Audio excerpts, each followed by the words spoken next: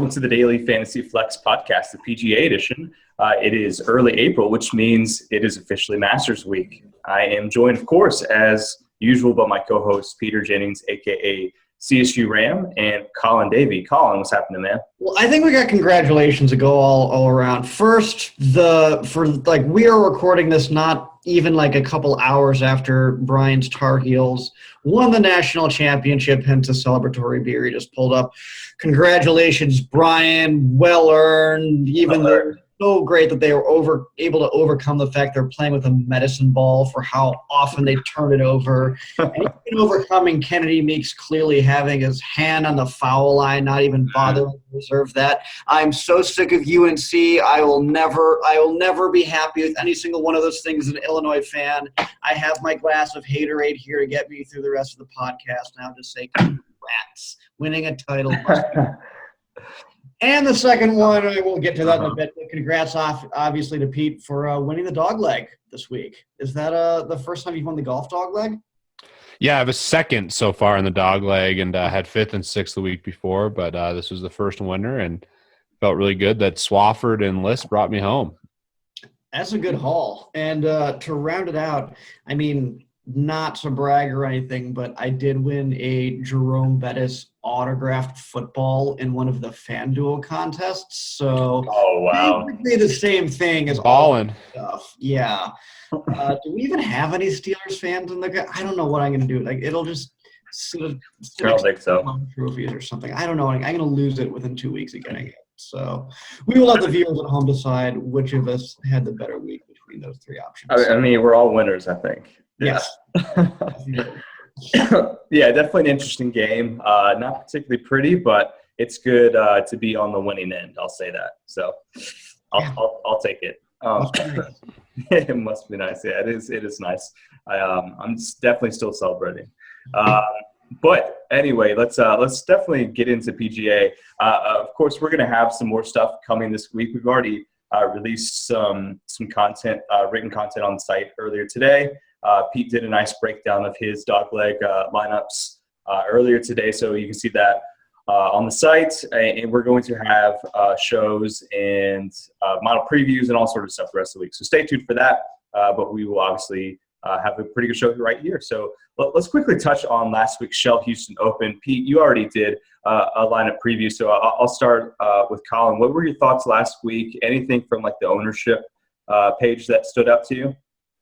I don't know.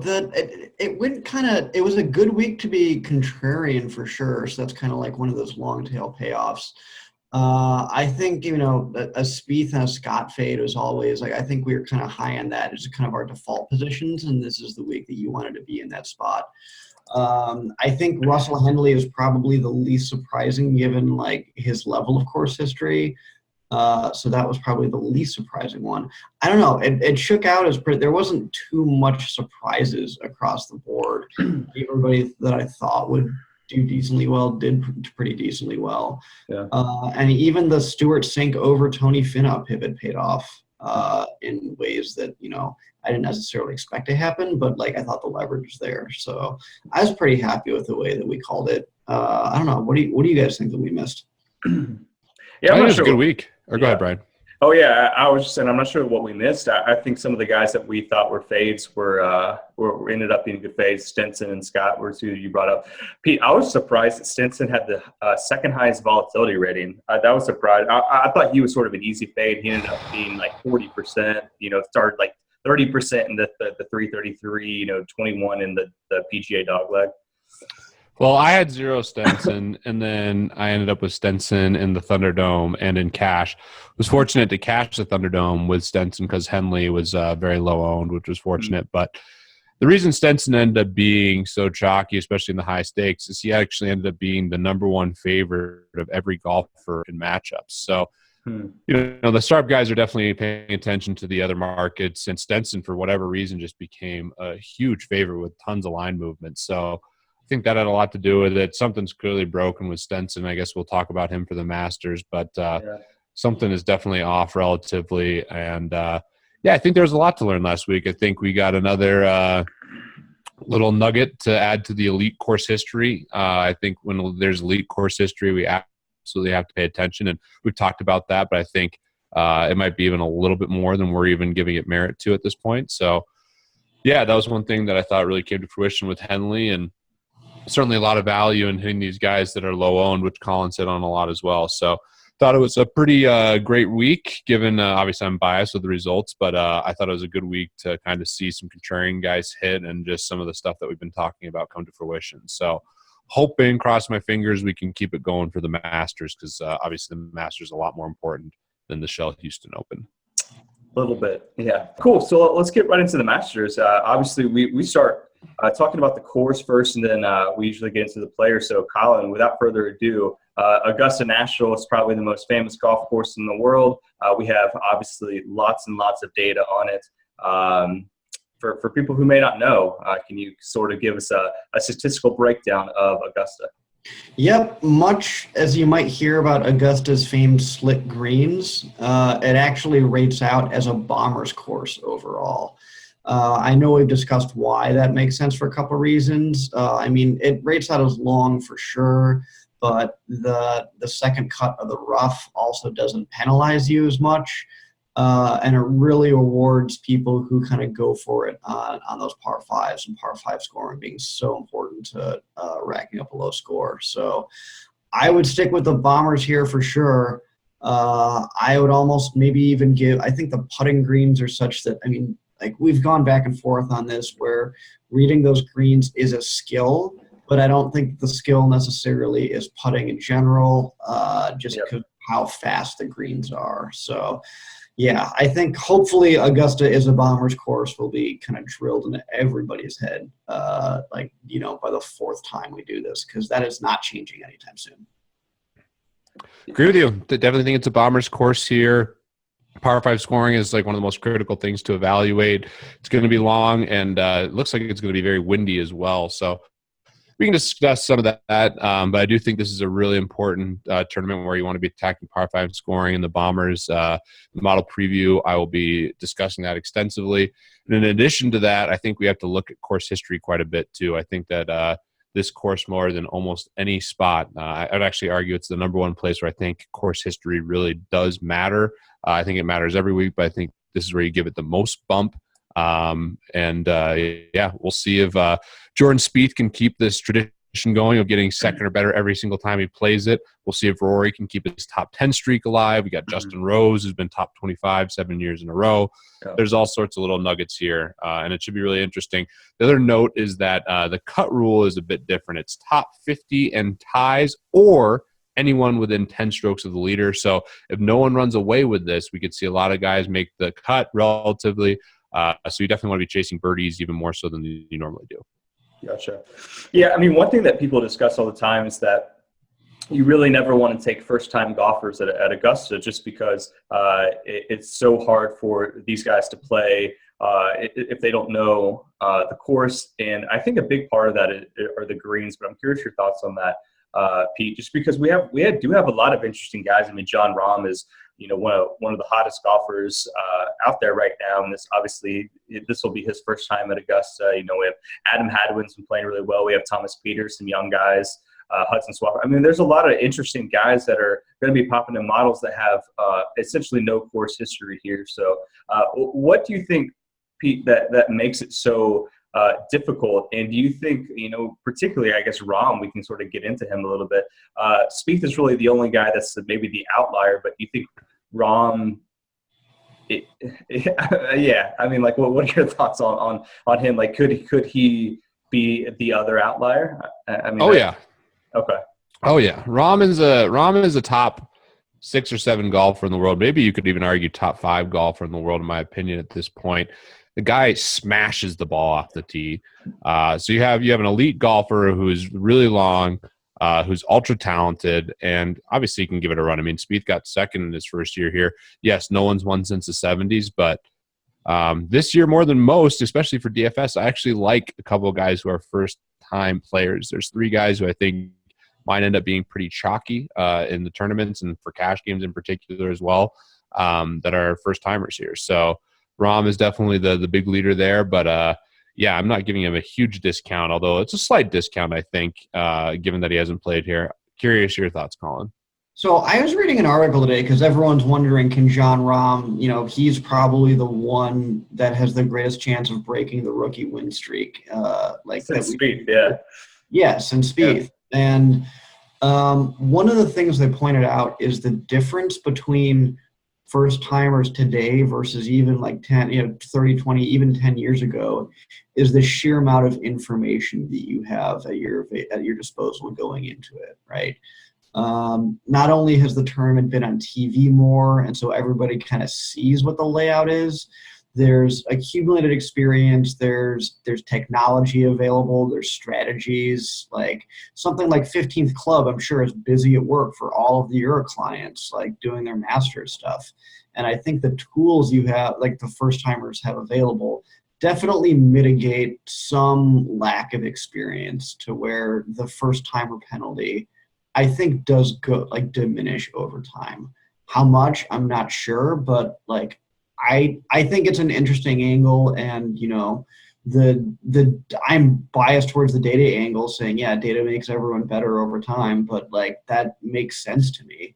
I don't know, Pete, how much would you give that versus partial to full weight of the resources available now mitigate the disadvantage the first timers have? We can't hear you. You're on mute.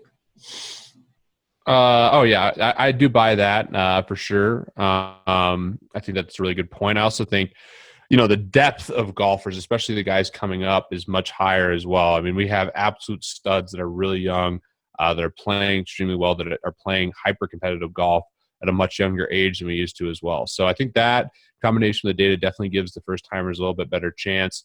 I certainly still think there's some nuances that you only pick up playing the course. The other thing that I can add is, someone like Rahm, I don't know for sure, and maybe it's out there and I just haven't seen it, but I imagine this guy has played Augusta like multiple times at this point. I mean, he's well connected within the golf community, really close with Phil Mickelson, just been a total phenom for a while now. So I imagine he's gotten out there, and obviously you still have a week to repair. So I do still think that you want guys in general that have good course history here, that have experience, but I do think that there's more merit to these first timers than there has been in the past. Fair enough. Question, Pete, again for you. You talked about the wind, and it has been raining quite a bit. What is your process of dealing with the weather situation? I know it's probably a situation. We're recording this again late Monday night, so I don't think it's supposed to be necessarily super rainy. But you said winds could affect it. What's your process for dealing with weather for PGA? Well, tracking it, I'm hoping we get a weather angle. We'll see if we end up getting one. Mm-hmm. As of right now, it looks like there's not a huge discrepancy. Colin can talk a little bit more about that, but definitely monitoring the winds to see if there's any advantage you can pick up with the tee time. Winds just cripple these professional golfers. I don't care who you are. It makes a big impact. So definitely paying attention to that. In terms of the moisture, the softer, the wetter the course, the more it favors bombers. So I'm really taking a look at guys who can really take advantage by hitting the ball a long ways. So that's the weather impact, and we'll have more information on Fantasy Labs as we get that info. Yeah, I think as of now, the weather angle, there's not too much of a differential between the tee time groups. It's just going to be windy as hell for everybody involved. And we saw how that played out last year. And I think we even talked about some kind of wind specialist angle, like, oh, Ricky Fowler played Oklahoma State. They got the winds there. He loves playing the wind. He crashed out.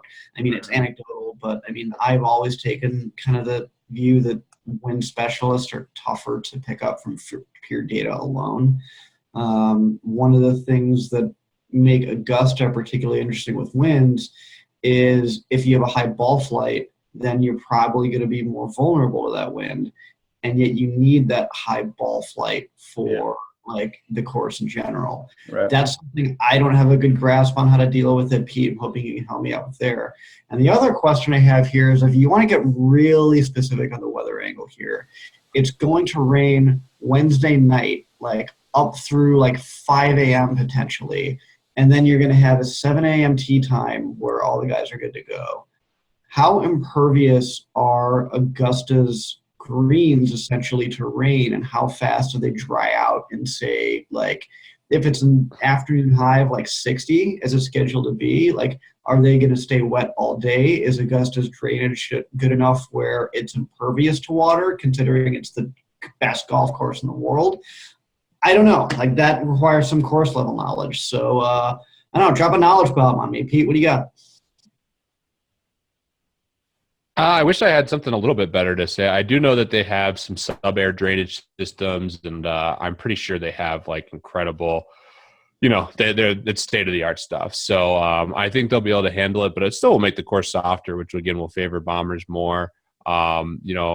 Generally you want your guys going out there because they can, slow down the greens a little bit, and you'll have the opportunity to go more at flags if the conditions are softer. So I do imagine that could help the Thursday AM guys, but we'll see. The course is still long, and if the ball is just flying, I don't know if they'll do lift clean in place at all. I imagine they probably don't want to do that. So there's a lot of variables to take into account. Definitely pay attention up until, lineup lock. I mean, you have to be up for this stuff. You have to be paying attention, and you want to be making decisions with the most weather data available possible. So I know that doesn't answer any of your questions there, Colin. I guess pertaining to your high ball hitters, that's something I posed to you earlier.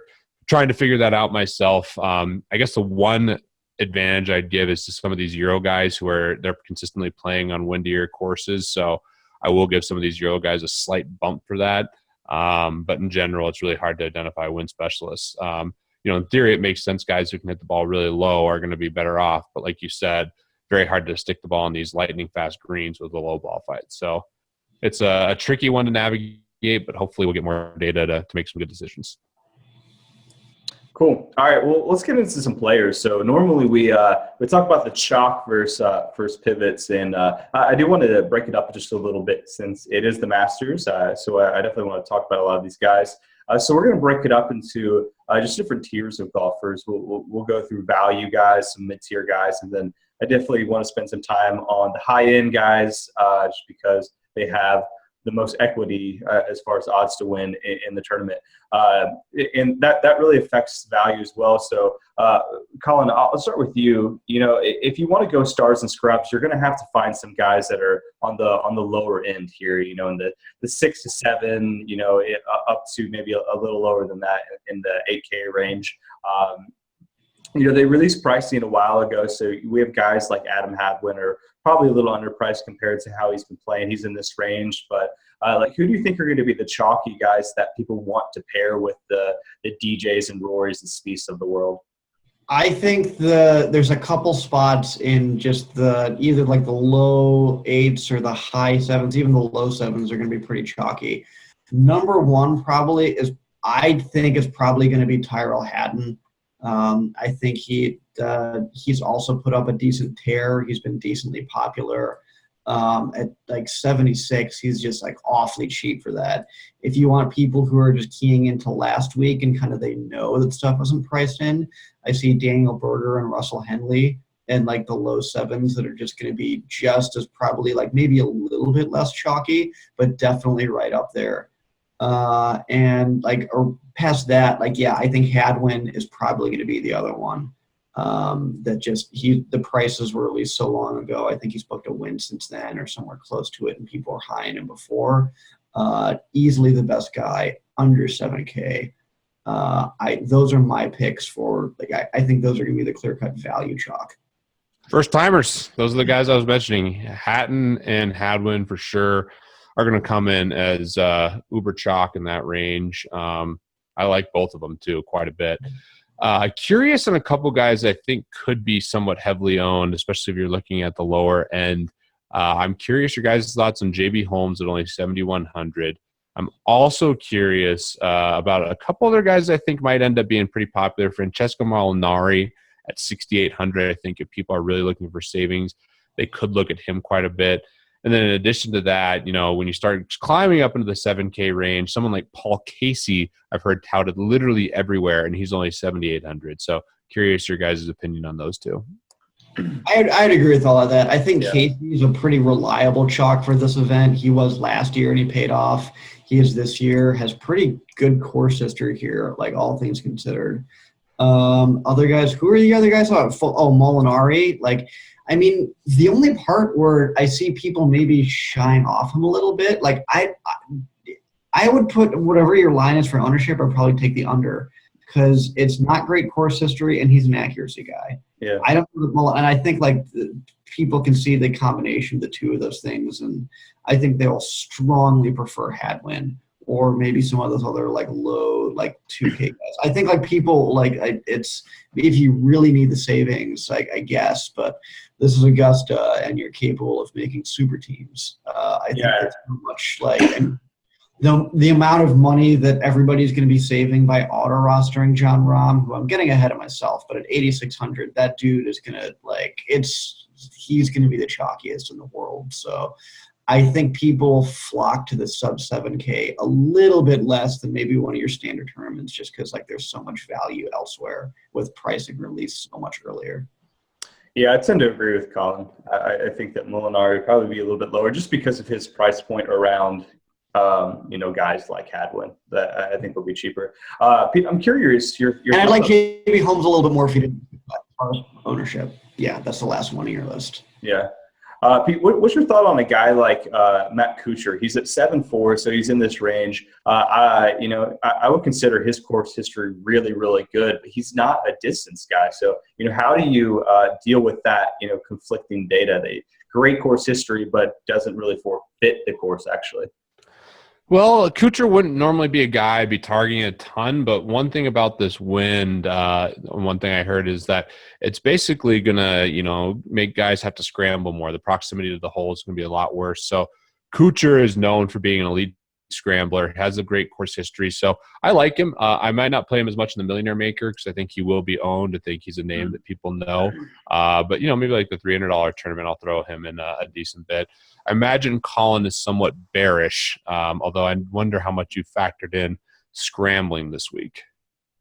It's not a huge amount. I think that's like with the wind, I can see it being a little bit more. So presumably the wind gets you off of the second cut and into the truly nasty stuff. And not even that, it's just like you're going to find more bunkers. You're going to find more stuff. Like the wind makes it way more unpredictable. These guys are not going to be hitting as many greens with the wind.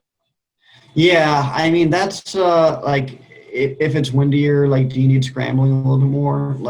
I can see that in theory, but one of the weird things about course fit is we never scrambling just never seems to pop as an important variable because traditional scrambling next to putting is probably the weakest of all the stats that have some kind of signal, right? I think something if we had strokes gain around the green, I think does a lot more precise job of scrambling. I mean, issues with data, holes in the data aside and stuff like that, I think that's something that, if you really want to look at it for Augusta, where if this is a spot where most people here have good shot link data, I would emphasize, I would actually skip weighting scrambling and just kind of bring in strokes gain around the green as kind of your supplementary if you think they're going to be in bunkers. Yeah. But I guess my bigger question, Colin, is which I was trying to get at with Kuchar. If you have a guy who does not fit the course but has great course history, I would guess, at least from our conversations in the past on pods, you would always lean course fit. But at Augusta, which would you prioritize if the data conflicts there? You're just trying to tease me with this Jordan Spieth question ahead of time, the one that's tortured me pretty much all year leading up to this, where I just still have no answer. I don't know. In general, if the two cancel out, you can kind of generally wash your hands and say they cancel out, right? Okay. Course history is, course fit is always fit to how they're doing now. Course history always could have had, what's the classic example, KJ Choi or Riviera, where he was so great because it required distance and he was a bodybuilder, but once he hit 48 or something, he loses distance and it's not supposed so they should cancel out. So I'm okay with the two canceling out. Now, in general, at Augusta, do I change the weights and maybe say that course history is a little bit more important than course fit?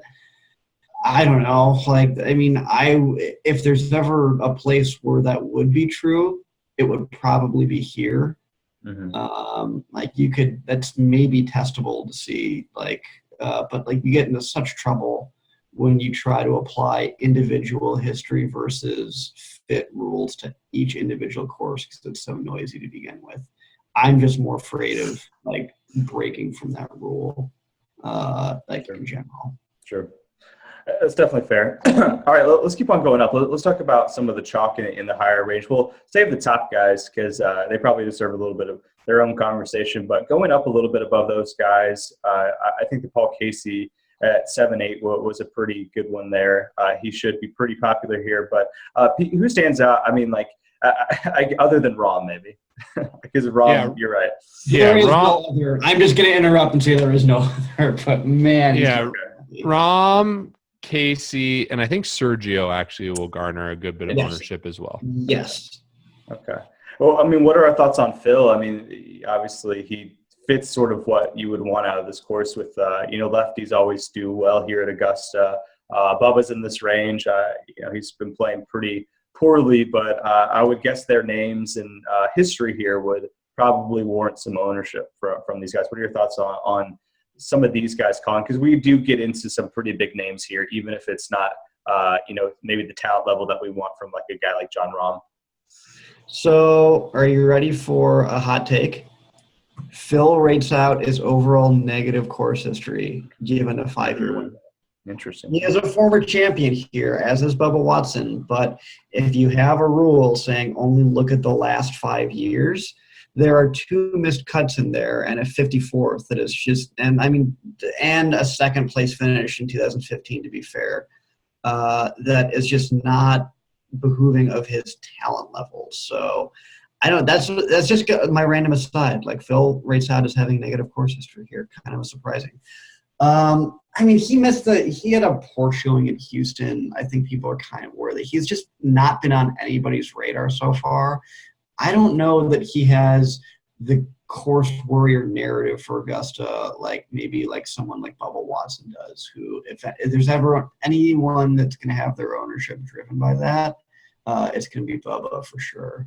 I don't know. Phil's going to be popular, man. People love Phil. He's a lefty. Yes, yeah, his course history is not that great in the last 5 years, but he's had great course history before. People are going to buy into this scrambling narrative a little bit. Phil's going to be owned.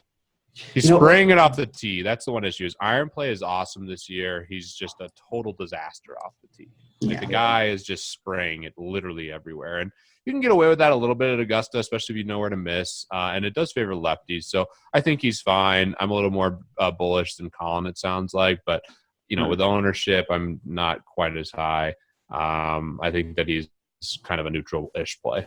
Yeah, one of the things, by the way, we haven't brought up yet, and I'm still wondering where this is going to be a huge miss, is ever since we started really diving into ownership and stuff, this is the first big public money event, right? So and I think we talked about a little bit about this last year, but I probably need a refresher.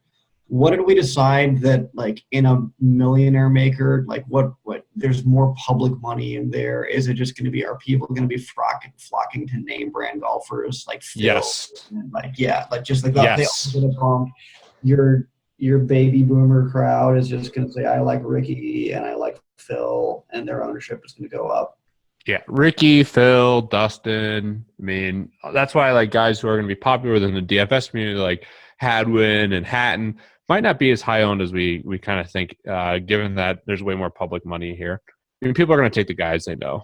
So, that's always interesting, Pete, just because we're so into the DFS community that sometimes we maybe biasly think that that's like the actual public thought, Right. I mean, these guys are going to take the guys they know. Bubba's still going to be popular. I mean, it's just going to be a plethora of guys that people know. So take that for what it's worth. I mean, it is what it is. I mean, that's just the Masters. But we can definitely capitalize on it. And if you can find someone who you think is a good golfer that's not as much of a big name, that isn't being touted like crazy, those are the ones to go ham on in the Millionaire Maker. And also, don't be afraid to leave money on the table in the Millionaire Maker. I normally do a little bit, but this is the week where I don't mind leaving like $800 on the table or something like that. Yeah, no, actually, thanks for reminding me. I was going to ask you for your exact number. Like, what's the lowest you'll go? I'd leave 1,000. I think the sweet spot's like between like 600 and 1,000, somewhere in that range. Still should be really unique. Normally, I never leave. Like, I mean, like I have my floor set at 49K, so I leave 1,000 on the table. You wouldn't go as low as like a 48.5 or something. I wouldn't hate it at 48.5. And one other guy I forgot to mention is low end chalk is Kisner. I think Kisner's going to be really heavily owned, relatively in that low range. So I forgot to mention him. Yeah, I could see him cracking like double digits. Yeah, for sure. He's getting some touting, and I definitely, after seeing a couple things, I think that he'll end up being there. Outside of that, course fit, by the way, that's kind of the tout that it's puzzling me a little bit. I mean, it's good, it's decent, but like, I mean, he has no distance. Correct me if I'm wrong, right? Yeah, I guess that is the issue. Yeah, I guess I just don't get the tout. That's all. I mean, like, I believe you that he's getting touted. I'm just wondering why. He was at a podcast of the Tour Junkies. Shout out to them. They had Stephen Bowditch on there talking about how the bunker play was going to be really important and how Kisner was working on his bunker game relentlessly. So take that for what it's worth. I think it's interesting. The one thing, he doesn't have huge distance at all. Kind of middling to low in the driving distance category. So I guess that knocks him down. Any other thoughts on this mid-range? I mean, I think Phil is fine. It's just like, there's definitely some miscut potential here. And you'd like to take this kind of performance in tournaments, given that he does have the upside, but he's just going to be too heavily owned, in my opinion. Yeah. Over under on Rahm's ownership, 29%. In what contest? The Millie Maker. I was going to say 30 is his ownership, so sure, I'll take over.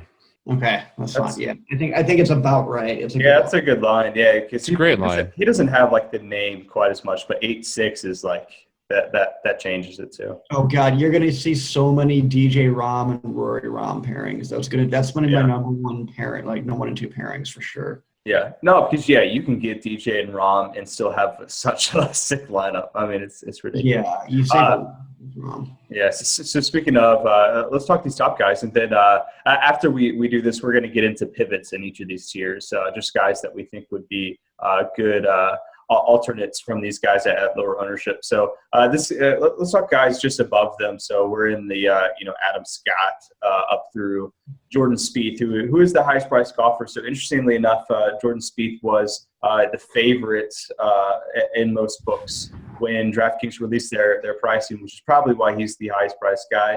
Since then, over the last week and a half, Dustin Johnson is now pretty, at least significantly, the favorite, I would say. So what are your thoughts on ownership between at least these top 3 guys and going down into, I would assume Ricky would probably be the other guy that stands out here, Pete? Yeah, well, in high stakes contests, I can tell you for sure, Rory's going to be the most heavily owned. That discount and savings, Rory by far the best par 5 scorer, scores the best just in general for DraftKings, throws together a ton of these birdie streaks, arguably the best birdie maker on tour, and these high stakes guys love taking Rory. So Rory in the Thunderdome and the 333 and like the 1Ks, like I expect him to be the number one heaviest owned. Yeah. And the millionaire maker, I lean Dustin Johnson being the most heavily owned, but I really think ownership's going to be split pretty nicely between DJ McIlroy and Spieth. I think a lot of people think about how well Spieth has done here. Everyone knows Dustin Johnson's at the top of his game and Rory's cheap. So I think it'll be pretty even. Jason Day is clearly going to be the lowest owned of the top end guys. And I could see his ownership being really low. Big narrative working against him. His mom really dealing with some bad stuff. A lot of health scares. So his mind might not be in the right place. And he's been going through a little bit of a swing change to help out his back. There's always the injury concern, and his recent form is just atrocious based on his long-term form, and especially how well he did in 2016 and 2015. So even with the public, he's going to be low owned. Okay. He's going to be low owned relative to those guys. And he's probably, each of these top guys is kind of an interesting case to figure out what they're going to do. Day's probably the most interesting, and even it honestly feels a little bit gross to speculate about that because so much of it is like him, like there was an interview out today where he's very open and honest about talking about his head was not in the right place for the last couple of months because of his mom stuff, and that just sucks for the dude. I'm sorry. I hope he gets through it for sure. Mm-hmm. But I mean, for what it's worth, like hearing the explanation for why he's off as being a mental thing and not a physical thing, like I hope if there's ever a thing where like you could maybe bounce back from that, like as long as you're not physically rate limited, then like if like he regains his focus, then like that the chance of a rebound I think is higher. He did talk a little about in that interview, and he said his mind's in a little bit better place. He's a little bit more focused. Pete, I don't know how much you buy that when he says like I'm a little bit more focused, because there is that swing change going on as well. But like all else being equal, a mental thing is different than a physical thing in terms of probability of a rebound, right? Yeah, no, for sure. I mean, it's so hard to say really at this point, honestly. He's the hardest guy to nail down. I also think Matsuyama's ownership will be pretty low relatively. Other guys who are going to be straight shock in this range, Ricky Fowler and Justin Rose are going to be very heavily owned. You know, I think Rose especially is an amazing play, just crushes this course, hitting the ball a lot farther. If you look in the models for Justin Rose, he's definitely a guy that I think you have to take a look at just in terms of his driving distance, his course history. Like there's a lot of reasons why he's popping. So I really like Justin Rose this week. What are your thoughts, Colin, on him and Adam Scott and Fowler and Justin Thomas, etc.? Yeah, I think Justin Rose probably outside of Rahm, I think Rose probably rates the highest. Interestingly enough, at this point, I have him as better course history pound for pound than Spieth, mostly because there's just a bigger sample there. Yeah. I'm sure it's pretty good. I disagree with that subjectively. So that gets into sample versus quality of finish and all of that. So it's the way that I'm measuring it, and like it's by no means ironclad, but like it's just one of those things that pop. It's like there is a case to be made. Maybe you don't think there is as open and shut, but like no. I can see the case, and I think if I'm looking at all the course history stuff, like my number one guy is probably Spieth, and my number two guy is Rose in terms of course history. So, actually, the guy that just smashes here relative to is Lee Westwood, who we never talked about. But I'm just Lee Westwood does smash on a relative basis. But I'm just so auto bearish on his overall that like I can't get there with Lee Westwood. And that would have burned me last year for sure. Maybe he'll have a little bit higher ownership because other people think the same thing. But like, no, I'm just not touching Lee Westwood. So, Colin, your issue with Spieth versus Rose is just that Spieth has just played it less than Rose. I mean, because there are like guys in like if you rate just course like adjusted round course history in the models, you're going to get guys like Daniel Berger, who is like just by adjusted course round. He has the third best, rating in this entire field. So I guess you probably have to really pay attention to that sample size is what you're saying here. Yeah. So the way that you essentially blend like average and sample size, like that's it gets into like weird stuff like normal distributions and confidence intervals and all of that stuff that is very not model like linear weights friendly. So yeah, that's what I agree. Like that's but like when you account for sample size, like Justin Rose technically has more just sample size than Spieth, and like depending on how you weight sample size versus quality result, like it's comparable. But yeah, as far as like who people are going to be on, like I think Ricky will still like. I guess Rose will be like, he'll be up there. Like, all right, I'm going to do an over-under 19% in the Millie Maker for Justin Rose. You take over? Over. I would take it. Over, for sure. Yeah. Over. I guess if you get say, like, I don't know, I just see so many people floating to Rahm that, like, those are the two, man. I guess the only argument to take under is Ricky's going to be really heavily on. Yeah, exactly. Like Rahm and Ricky are just going to take all of Rose's. Like they're going to drink his milkshake. And so fun to make lineups though. If you fade the top three, you can go Rahm, Ricky, and Rose, and start your teams that way. Yeah. Oh yeah, and still load up too. That's the crazy thing. Yeah, you can go Hadwin and Holmes, JB Holmes, and all these guys. Yeah. Yeah. That definitely interesting. So, Colin, do you think that Rose has like significantly better course history than like Adam Scott? Yeah, I think so. So let's just go dude, just take a 10,000-foot view of the numbers here. Rose, I mean, I see it. Adam Scott is one. It's just like those like, yeah, like you have to remember like those 38 and 42s and Scott's sample size for the last 2 years. This is a smaller field. And so that's the equivalent of like maybe like a 50 or a 60 or something like that. Something that's like, that's almost like where you do worse than the cut line and the after days. What about Rory? Rory? Like, what's Rory at? I mean, Rory's, it's solid. Yeah. But like, again, that 40 is just a little bit original. I don't know. A 2-1-2 is just so good. I still think Rory's good, but like also he was just smashing at the time. That's when he was just like at all world in general. Mm-hmm. Yeah, I think Justin Rose punches above his weight class more at Augusta than Rory does, just because Rory's a heavyweight to begin with. Yeah, that's definitely fair. All right, let's talk some pivots. So we obviously have some of our chalky guys here in the low range. Pete, I'll start with you. We discuss all of these guys in this range, whether it's Paul Casey or JB Holmes, Adam Hadwin in this like 6-7K range. But who are some guys that you think might be a little lower owned that sort of catches your eye here? I think Vegas could be a really interesting pivot in the low range. Definitely has the distance, has put together a lot of good rounds. There's some arguments against him. He's been okay. I think he only has one in the last 5 years, one appearance at the Masters. But he certainly is a guy. I think Pat Perez could be another low-owned, cheap guy. You can take a shot out. Obviously, I'm biased. I like Hudson Swafford quite a bit. Those are three pivots I think make a lot of sense in the low-end range. Do you want to give some pivots, Colin, and we can move to the mid-tier? Well, thank you for leaving Brendan Steele for me. Because I left that, but there you go. Yeah, like absolutely. I mean, he's right at his normal sweet spot of 7,100. Distance is off a little bit and doesn't have the best course history here, but that's going to be like, I think so many people are going to prefer other people at this point, but like I definitely think he'll be low on for sure. Pat Perez, I thought it's just take a look at his log as far as like, because he's been kind of surprising me as far as why is he so far up there. But like ever since Farmers in late January, dude has just been on an absolute tear in everything that he did, just like top 25s, like it's his job, which I guess technically it is. And then if you want the guy that I'm like, I think even like Griot is potentially like, it'll be like under 10 and no, he doesn't have the fit for it, but like he has some results here and like, I don't think he'll be nearly as owned. So yeah, I definitely like all like those guys and everyone you mentioned for sure. Yep. What are your thoughts? Berger too is going to be a stud. He's not really a pivot, but I think people look to Berger.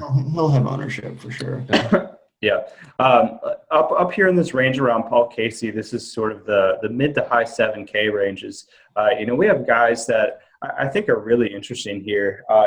We've talked about Thomas Pieters a lot over the last, 4 or 5 months. Obviously come back down to earth a little bit here, but, within all of this range here, 7-6 to 7-8, we have Paul Casey, Pieters, Gary Woodland, and Tyrell Hatton. Pete, what are your thoughts on sort of who do you think will be the lowest owned? And is that like sort of where you're trying to find your pivot there? People are still talking about Jimmy Walker, so I hope he's on because I probably won't have any of him. I like Woodland quite a bit in this range. I think he makes a lot of sense. Hope that he's low owned. Hope people go back to Willett over him. Still like Pieters for the Bombers angle. Not in love with Pieters by any means, but I do like Woodland the most of like a pivot in this range. I mean, obviously in cash, I'm going to be loading up on Hatton. Colin, what do you think? Yeah, I think Woodland is like, I mean, there's not a whole lot of great pivots in the mid-range here just because like everybody's going to have essentially middling ownership. I think like ostensibly like Berger and Henley would be like decent ones around here, but like I think they're going to be just on everybody's radar having one recently. I think Woodland is what passes for a decent pivot, but like really, if you want to go low ownership, like it probably has to be at like the cheaper range where you can get down into sub 5% owned. Fair enough. Well, let's move up a little bit here, and we'll finish with these top two ranges. Then we'll get a little bit of props here at the end. Pete, I guess the first question is it smart to fade Rahm? And number two, if it is, where are you looking here? I think it all depends on the format. Yeah, in the Millionaire Maker and some of these tournaments, if he's going to be 30-35% owned, I definitely like the fade in him, especially if it's a top-heavy structure. The guy that's not getting a lot of love that was getting the most love to begin the year is Justin Thomas. I think that he's the guy that makes the most sense in this up tier range in terms of a pivot. Everyone else is going to have ownership, so it's hard to really find good pivots. In terms of the high end, I'm leaning Matsuyama as my favorite high end play because I think he'll be the lowest owned. I think Jason Day might be a little bit more owned than him, which is going to be nice. I definitely prefer Matsuyama. Stenson might actually go overlooked at this point, given all his bad form, but I'm off. You can have him. No, just let him. Stenson is trying to get me to jump off a cliff here. I mean, Stenson, that guy is cost my kids their college tuition. So. What is seriously though? What is wrong? I don't know, man. I don't know what's up. It just doesn't make sense. I mean, he's just been awful. There's the knee injury. Maybe that was a little something, but I don't know. I probably have 0% of him, and he'll win this week. So that's how it's going to work. All of the guys for it to happen to, who is just an auto lock, the patron saint of cash games. It's just the weirdest thing. It really is. What do you think? What do you think, Colin? Give us some pivots there. No, Justin Thomas was probably my favorite for one for sure. I mean, he's the type who is just unflappably confident for no matter what the circumstances are. And I think you kind of need that at Augusta. I mean, not to get too narrative-y or whatever, but with the mystique of the place and all of the, how revered it is, the less you're rattled, the better. He has mid-lane course history. He's definitely got the fit for it. I think he's the best probably pick to fly under the radar above 8,500. Maybe Adam Scott, only because no one's talked about him a whole bunch. And I think between Rahm, Ricky, and Rose, people are just going to skip right over Scott. So that's kind of like a half pivot. But he'll still probably crack 13% still. So. Thomas and Scott probably are my favorite. Okay, fair enough. We're running a little long here, so I definitely don't want to do that just because we have a couple of shows and previews and stuff coming on Wednesday. But Pete's not going to be able to be on the live show Wednesday night with me, Colin, and Sean. So Pete, I do want to give you a chance if you want to get any action on some props. Do you have anything that you want to take up with me, Colin, here? I just don't think Pete's a prop kind of guy. I don't know. I don't think he likes props. Why are we even? No, it just doesn't seem like his style. Fair. Give me Swafford versus Hadwin. I know you guys will take that. Oh yeah, yeah, that's fine. I'll do that just off the bat. Brian, you can have that one. I think it's too close.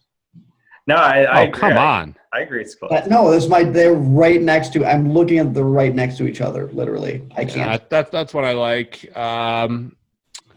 Yeah, I love Hatton. We're kind of on the same page is the problem here. Sure.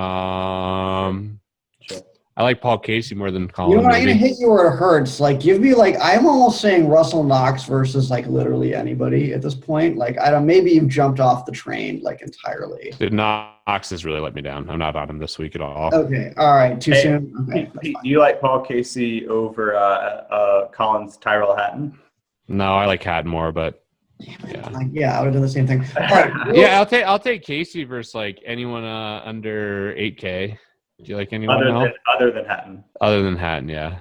Just take someone for the fun of it, Brian. I'm taking Berger. Yeah. Yeah. Okay. Right. Under 8K. Yeah. I'll go Woodland. Okay. Nice. And then I'll give you guys some equity back. I'll take Rory, and you guys can take anyone you want. I'm taking BJ. That's just it's stupid, but I cannot take it. Yeah, DJ I think is definitely the smart. Right. He's the smart pick for sure. All right, let me toss one. Let's see. Problem is, Colin, I think we're too aligned here. Yeah, all right, Rose that's not good. Rose or Ricky? I like Rose. Yeah, I do too. All right. I'll take Ricky though. Sure, I'll take Ricky. All right, that's fine. All right. Ricky's playing real well right now. Let's see. Grillo or Leishman? I like Grillo.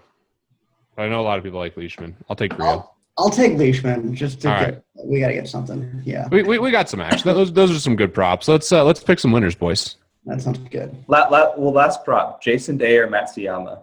I'll take Matsuyama all day. I'll take Jason Day. Oh, I knew I was going to get some action on that one. Yeah. Okay, I like it. All right. No, Brian, which side do you want? Like, I don't even know. I'd probably take. Right, you're just instigating. All right. I would definitely take Matsuyama, but I knew that you guys were going to disagree. Is why I threw it up. Okay. Yeah. For sure. All right, let's pick some winners here. So, Models are broken for the subjectivity. All right. I'll go mid this time because I think it went last time. And what's our You cutoff? go first, Brian. I'll go last. I'll go last one What's our first. cutoff for the second tier? let's go under 9, under 8. You guys want to go under 9 or under 8? I'm gonna go under 8. Yeah. Go under 8. Okay. I'll go last. All right, I'll start with DJ. That's fun. I'm taking Rory. All right. Spieth and Hatton. Boom, baby. All right. Love That's it. a great second one. I will go just for sheer. I'll go Casey. It's fine. Yeah. It's a good pick. Yeah. That's a good pick. Yeah. There's a guy that I think is clearly the number 3 guy. After them, interesting. Okay. Let me try to guess who I think it is. Are you thinking of Swafford? Is that who you're thinking of? I'm thinking strictly because I think this guy actually can win. That's why I like him. He's pretty cocky from what I hear. Young guy. Oh, I know. I should have written it down. I know. This is a lock. I have the answer here. Thinks he can win. Interesting. He thinks he's probably the favorite. This would have been my third pick too. Like yeah. I know it's your third pick. Right. So young guys. So we're talking Peters, Fitzpatrick. Nope. All Oh right, man. we have to simultaneously 1, 2, 3. All right, no, you can say it. You can say it. Are you talking about you can Brooks? say it, Colin. No. Well, hang on. No, you have to. Do you want to pick or do you want to wait for the reveal? Like, no, I'm gonna make you. Oh yeah. Oh yeah. Let me actually Pick your guy. Pick your guy, and then Colin and I will. Well, you can say 3, 2, 1. We'll say the guy because I'm pretty sure we got it nailed down as the same. all right. I will go. And yeah, this is tough. I'll go. Man, you already took Booker. Is it 8K or less? I mean, you could take Snedeker. That's a lot of equity. Yeah. Yeah. That's a good call. I'll go Snedeker. That's fine. All right, give us a countdown. All right, 3, 2, 1. Burger. Yeah. Obviously, Burger.